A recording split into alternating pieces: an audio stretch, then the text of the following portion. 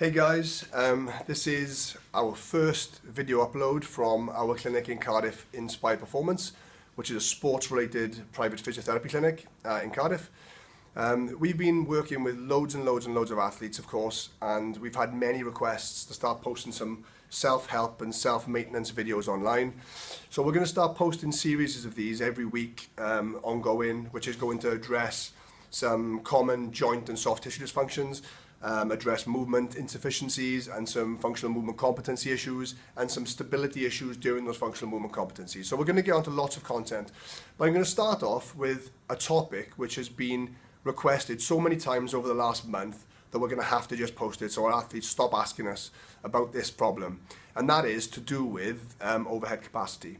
And we're going to deal today particularly with one facet of that, which is thoracic mobility. We're seeing a ton of problems related to people being unable to attain good overhead capacity because they're missing so much thoracic movement.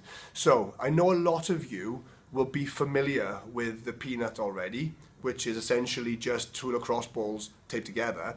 But some of you, even though you may have been using these balls, will have no doubtedly been doing this incorrectly.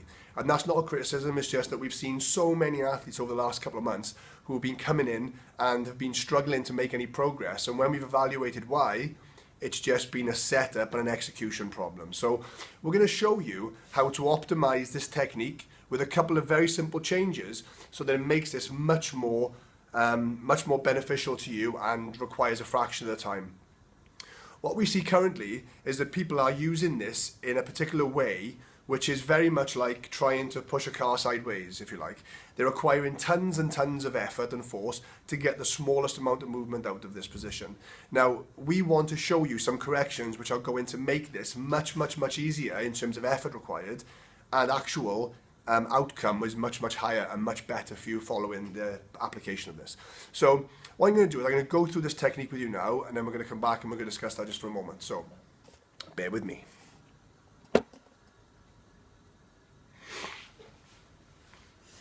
Okay, so with regards to the application of this technique, what we're going to do is for those of you who aren't familiar, the spinal bone in the center of your back is going to be placed in between the two balls. Now, what we're going to do is we're going to put this on the floor in the first instance, probably at a level which would be reflective of bra strap level for women. That's a good place to start for most of you, okay? We're going to position ourselves so that our feet are on the floor nice and flat, and the balls are in position. I'm going to lower myself down using my arms until I get into what I feel is the right position, which is there. Now, at this point, this is where our biggest failures occur. First things first, your feet need to be on the floor nice and flat so you maintain control. You're going to put your hands, the palms of your hands, onto the back of your neck, and you are going to drive your elbows together. This is really important for this technique to work very well. You're going to drive your elbows together. Now, what we see at this point is, we see that people tend to want to lift their tummies and arch their backs and drop onto the balls.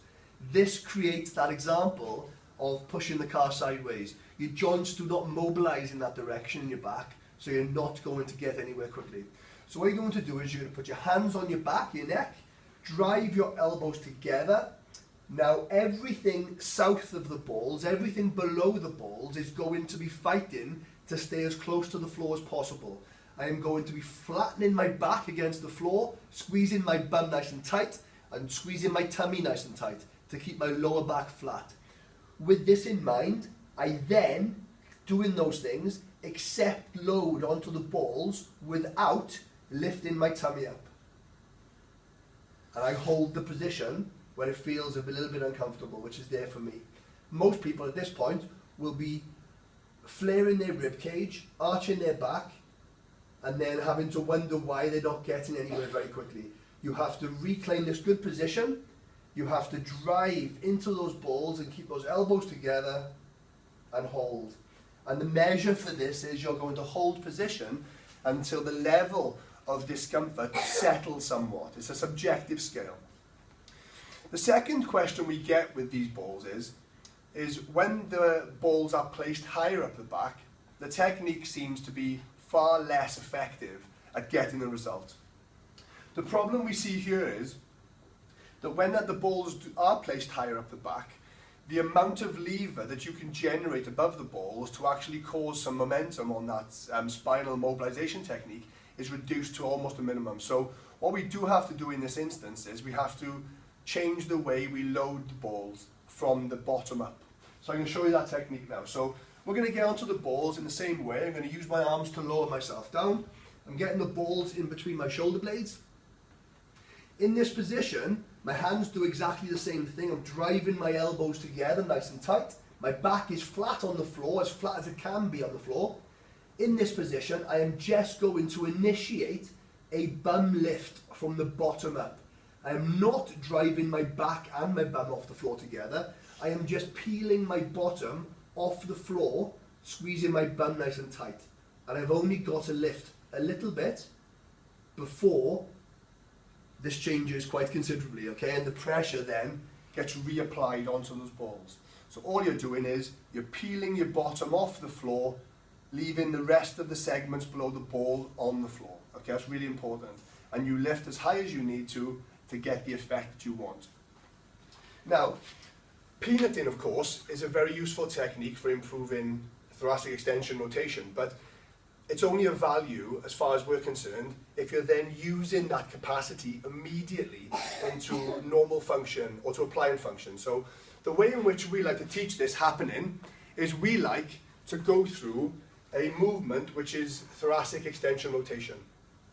We teach our athletes to do the peanutting technique and then immediately to place their hands under their shoulders, knees under their hips, to place one hand on the back of the neck and to go through a movement that looks something like this. You're going to drop your elbow below the opposite armpit, then you are going to drive with your shoulder blade and pull yourself around until you can't go any further.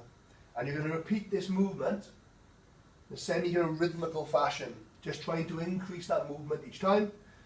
And you are each time pulling from the shoulder blade, not from the elbow. You lead with the shoulder blade, not with the elbow.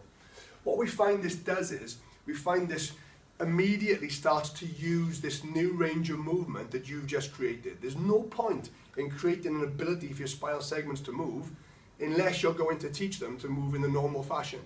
So we also find that one of our failures from our athletes is that they're doing the peanut as an isolated exercise and then expecting everything to seem normal above head. It's not going to work that way. You're going to have to teach it to use the capacity you've just created. Only a couple of little tips, but we find that if we do these with our athletes very well, the results are very, very fast. Keep tuned in, guys. We're going to start getting a bit more interesting with some functional movement stuff very soon.